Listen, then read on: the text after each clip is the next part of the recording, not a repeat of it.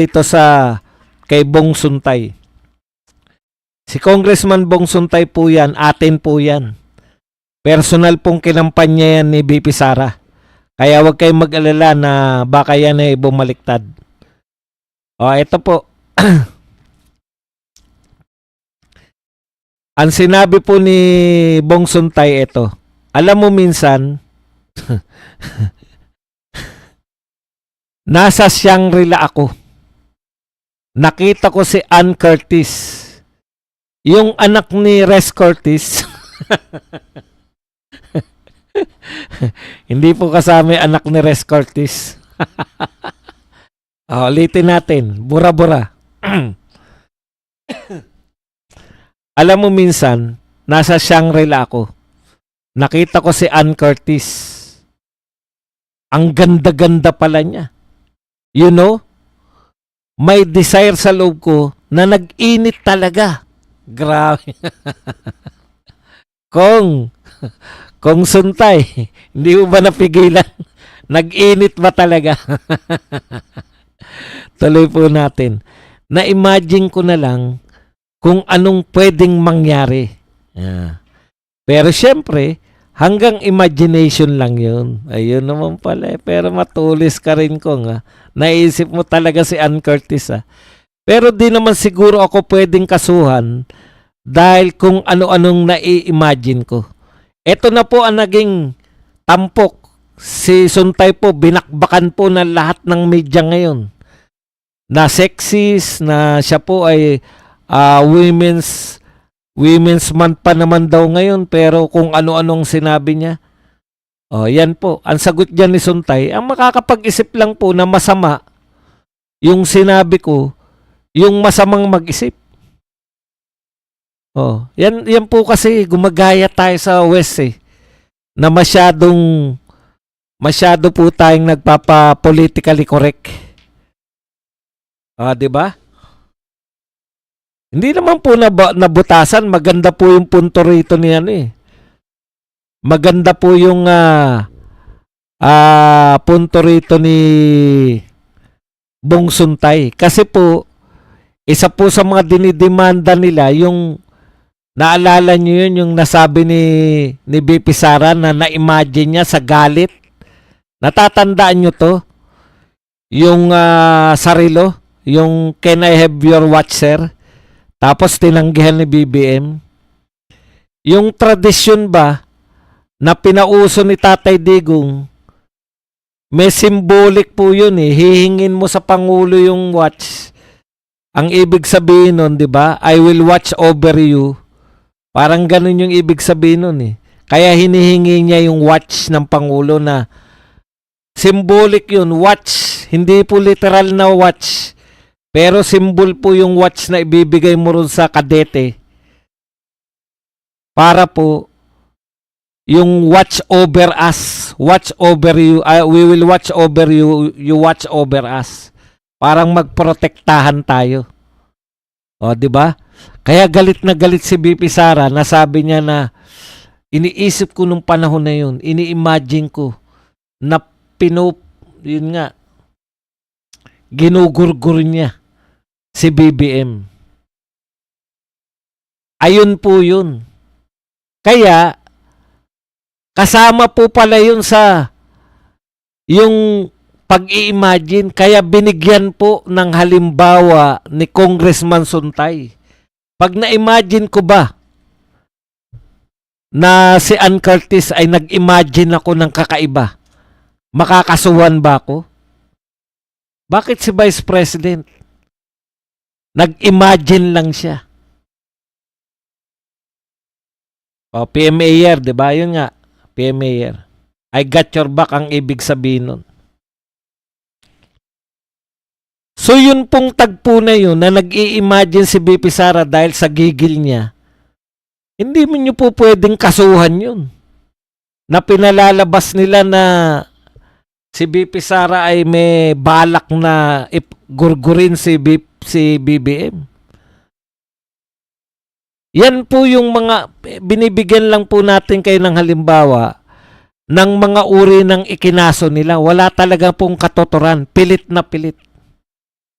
Yung walang katapusang Mary Grace Piatos, yung in the first place, hindi nyo nga dapat binubuksan yung confidential fund eh. Yung mga sobre. Ano po ang sabi ni Rowena Guanzon? Dati po siyang COA. Ilalagay mo lang sa sobre yun yung pinagkagastusan mo. Hindi na po dapat nga binubuksan yun eh. Ang pagbibiro nga ni Rowena Guanzon, kahit nga maglagay ka dyan, ang ilagay mo sa sobre. Anong tawag doon? Yung menu? Menu ba o yung... Anong tawag doon? Pag nagluluto ka, anong tawag doon? Yung gagawa ka ng iluluto mo. Hindi menu eh. Yung pag nagluluto ka, yung ingredients, yung mga ganun ang tawag doon. Yung mga procedure, paano ka magluluto. Oh. Kahit nga daw yun ang yung ilagay mo sa sobre, okay na yung confidential fund eh. Kasi nga, very confidential. Recipe. Kahit nga po recipe. Sabi ni, biro lang ni Guanzon yun, pero malapit sa katotohanan yun.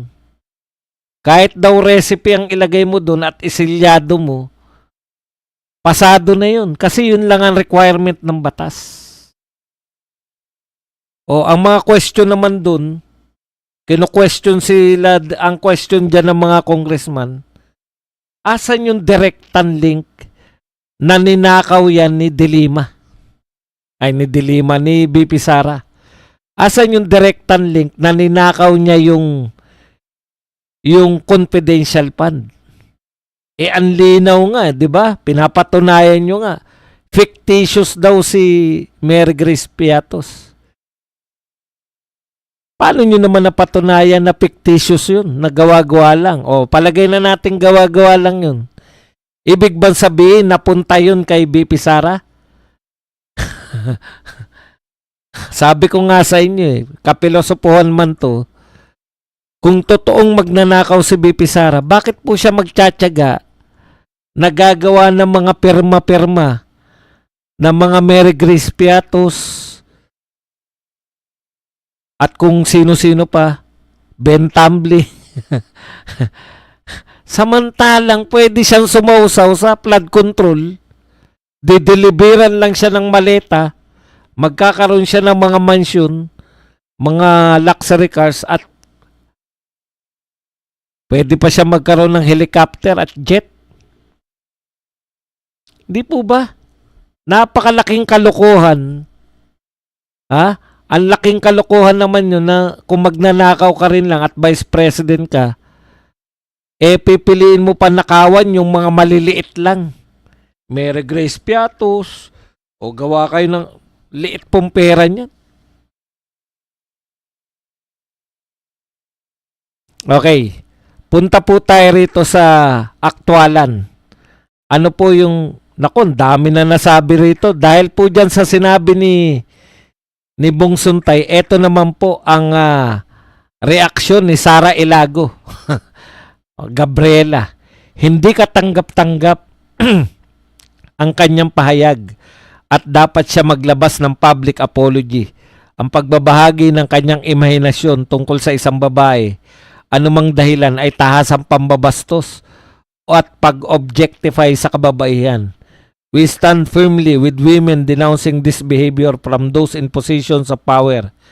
There is no place for sexism and objectification of women by public officials. We will continue to demand respect, uphold women's dignity, and push for accountability.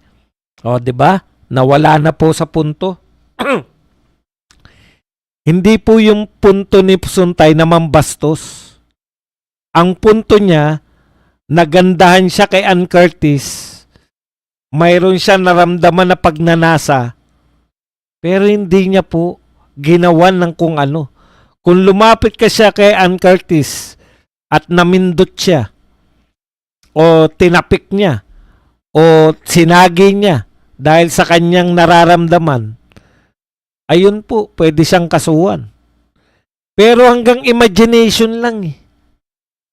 Wala pong kaso pagka hanggang imagination lang. Yun yung punto ni Congressman Suntay.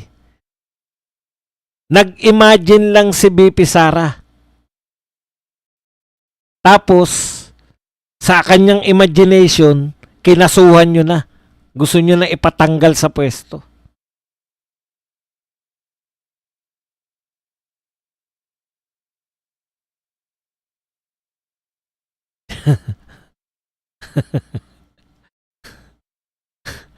Meron pa sinabi yung Zamora eh.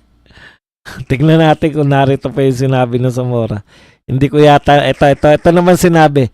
It's just the start of Women's Month and I don't think that we should be hearing such comments from our dear colleagues. We should support women by not saying these statements. Di ko po alam kung ano po yung masama. Yun na nga yung point eh. Yun nga yung point ni Bong Suntay. Kaya niya inihalimbawa yung kay Ann Curtis. Kasi kahit parang ang bastos nun, pero hindi talaga siya ng bastos.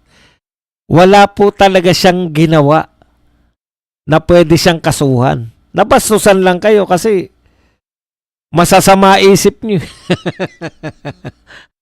Di ba?